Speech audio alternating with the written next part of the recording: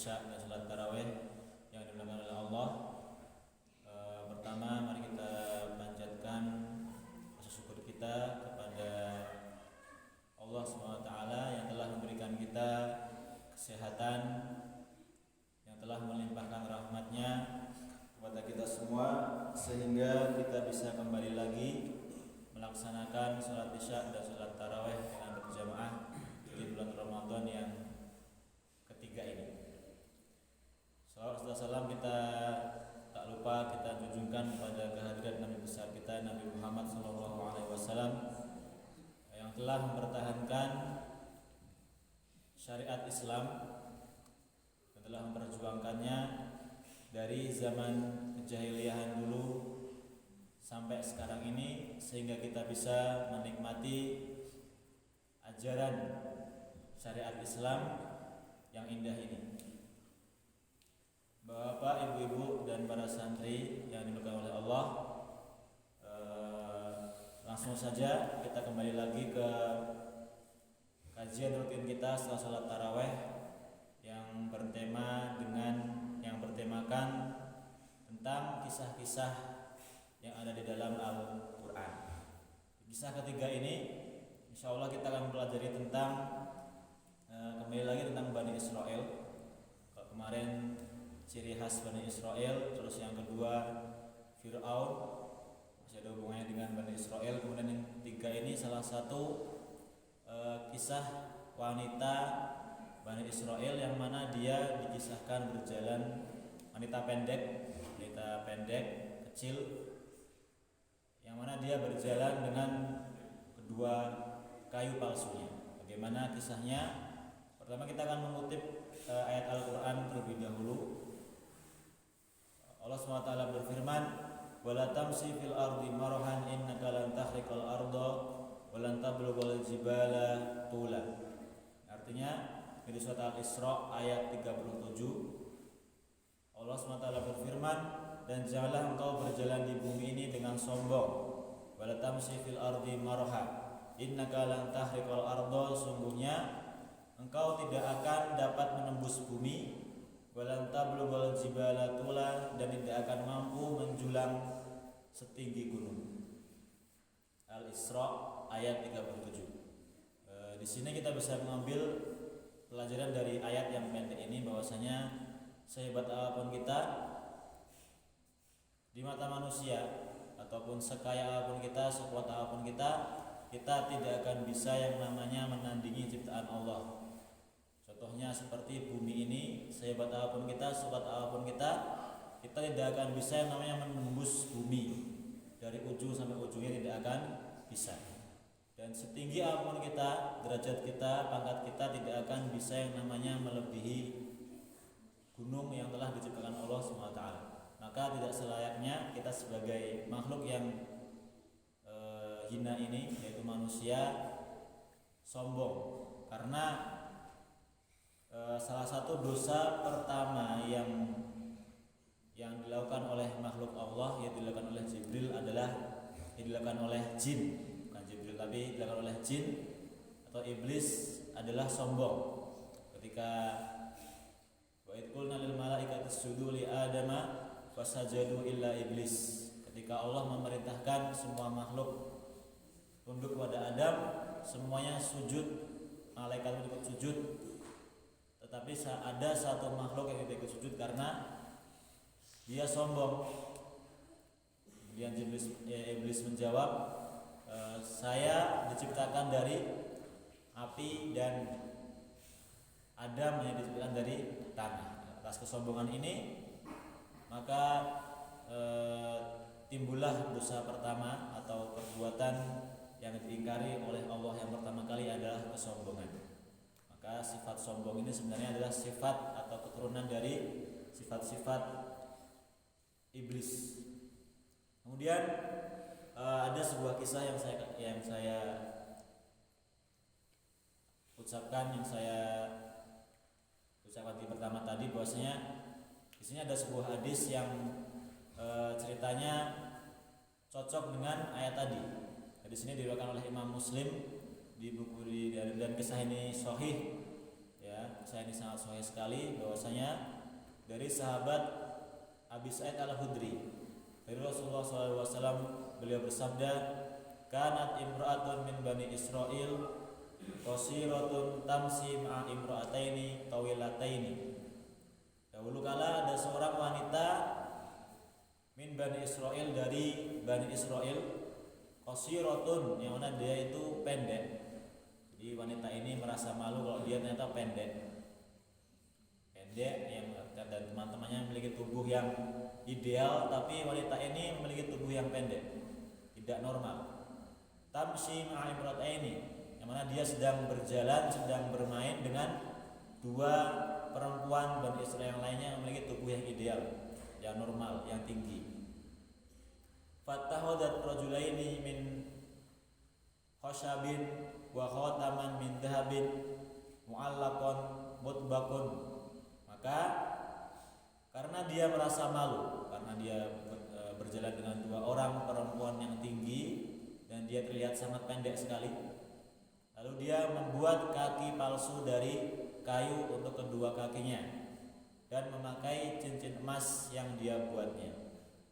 Nah, di sini karena wanita ini malu, merasa paling pendek, merasa tidak sempurna di hadapan wanita yang lainnya atau di hadapan pria, maka dia membuat kaki palsu, kemudian disambungkan ke kakinya dan rela menghabiskan semua uangnya untuk membeli cincin dari emas yang mana di dalam cincinnya itu ada parfum yang paling wangi.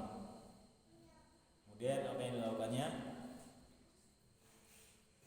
Summa hasyathu miskan, kemudian cincin tadi dilapisi dengan parfum yang paling wangi.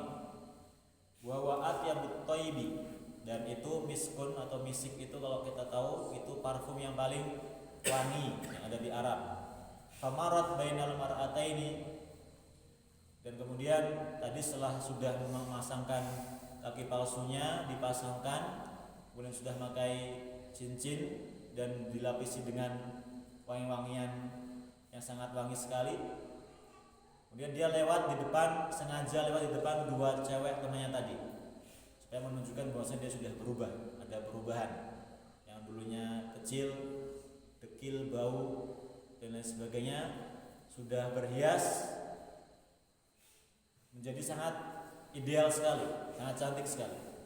Falam ya'rifuha, dan dua teman tadi tidak tahu kalau itu ternyata dia, temannya yang pendek itu.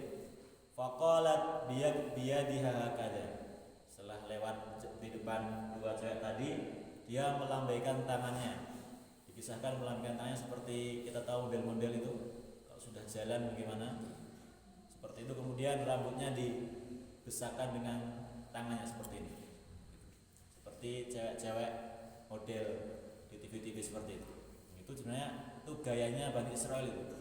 Kalau kita tahu di TV-TV model-model jalan seperti itu menunjukkan kecantikan, menggoyang-goyangkan badannya supaya dilihat, sampai membuat kaki palsu dan lain sebagainya. Itu ternyata apa? Ulahnya Bani Israil.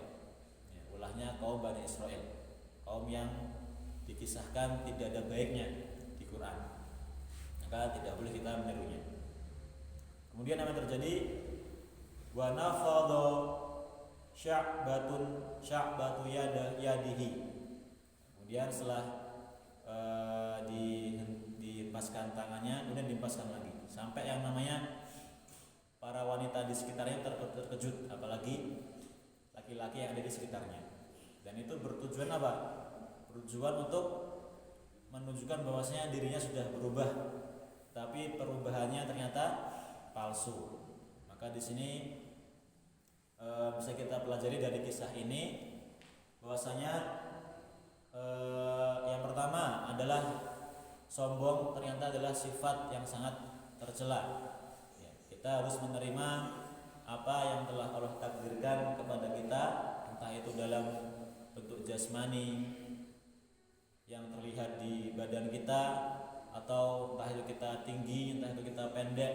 Maka syariat ini melarang kita untuk merubah jasmani kita. Maka di dalam sebuah hadis Rasulullah sallallahu alaihi wasallam pernah bersabda, la'ana al-wasilatu wal mustawsilah. Artinya sesungguhnya Allah melaknat orang yang suka tukang penyambung rambut dan juga yang disambung rambutnya. Maksudnya di sini ada orang rambutnya pendek, nggak bisa tumbuh, ini kebanyakan wanita. Pendek bisa tumbuh, akhirnya disambung dengan rambut palsu. Disambung jadi permanen. Ini ternyata tidak diperbolehkan karena sudah mengubah fitrah yang telah ditetapkan oleh Allah kepada makhluknya. Tapi kalau kita berobat bagaimana? Contohnya kita sakit mata, kita berobat, itu tidak apa-apa. Tapi yang dilarang adalah merubah ciptaan Allah seperti wanita ini. Wanita Bani Israel ini, ya, dia pendek dan sebagainya, dia tidak terima dengan apa yang telah diberikan oleh Allah. Dia membuat 2 kaki palsu dengan kayunya. Kemudian bukan hanya itu, dia membeli cincin. Dan pelajaran kedua di sini bahwasanya dilarang kita untuk berboros atau boros, menghambur-hamburkan uang demi kenikmatan sesaat seperti yang dilakukan oleh wanita Bani Israel ini. Dia membeli cincin, kemudian dilapisi dengan parfum, dipakai uang juga. Makanya di sini kenapa ini sudah menjadi fitrah seorang wanita sebenarnya untuk berhias diri. Maka Rasul membolehkan seorang wanita untuk menggunakan cincin dari emas. Laki-laki tidak boleh. Boleh menggunakan anting-anting, laki-laki tidak boleh dan sebagainya, itu sudah diperbolehkan. Tetapi yang dilarang oleh syariat adalah berlebih-lebihan. Ya, membeli kalung 5 kilo, dikalungkan di lehernya, kakinya kasih cincin juga, sampai kalau jalan kayak ini, kayak apa namanya? Kayak celengan. Ada suaranya, rincing seperti itu. Maka di sini tidak dilarang seorang wanita untuk berhias karena itu sudah diperintahkan juga. Bahkan Rasul membolehkan wanita untuk mewarnai kukunya untuk membedakan mana yang laki-laki dan mana yang perempuan. Itu juga disunahkan. Ketika menikah disunahkan untuk menggambar tangannya, disunahkan juga. Atau bahkan itu adalah tanda bahwasanya kalau di Arab adat orang Arab itu kalau wanita nikah dikasih apa? Gambar di tangannya di sini. Menandakan oh ini wanita udah menikah. Jadi orang laki-laki sudah pada tahu oh ini sudah ada yang punya seperti itu. Nah, tapi yang dilarang adalah tadi berlebih-lebihan. Maka sudah menjadi kewajiban seorang muslim atau muslimat untuk menerima takdir atau fitrah yang telah Allah berikan kepada kita, entah itu berupa jasmani, kita terima apapun yang telah Allah kita berikan, entah kita pendek, entah kita kurang tampan, kurang cantik dan sebagainya. Yang penting Allah sama sekali tidak melihat fisik seorang hambanya. Yang Allah lihat hanyalah ketakwaannya, apa yang ada di dalam dadanya, kata Rasulullah SAW, atau hatinya. Bisa jadi orang diberi kelebihan oleh Allah SWT dari wajahnya, dia tampan, dia cantik, tetapi dia tidak bertakwa. Tapi ada juga orang yang pendek, kecil, dekil, gak pernah mandi dan sebagainya, bau, tetapi sholat wajibnya nomor 1, sholat 5 waktunya, sedekahnya dan sebagainya. Memang dia tidak terkenal di bumi, tetapi dia terkenal di langit. Dan ini yang harus kita cari, bukan ketenaran di bumi, tetapi mari kita sama-sama agar menjadi makhluk bumi yang dikenal oleh langit. Mungkin saja yang bisa saya sampaikan. Semoga ada manfaatnya. Inti dari kisah ini adalah jangan sampai kita berlebih-lebihan dan jangan sampai kita menjadi makhluk Allah SWT yang sombong, karena sombong adalah sifat dari iblis. Mungkin bisa saya sampaikan hanya ini. Kalau ada kelebihan itu dari Allah SWT, kalau ada kekurangan dari saya sendiri dan dari setan.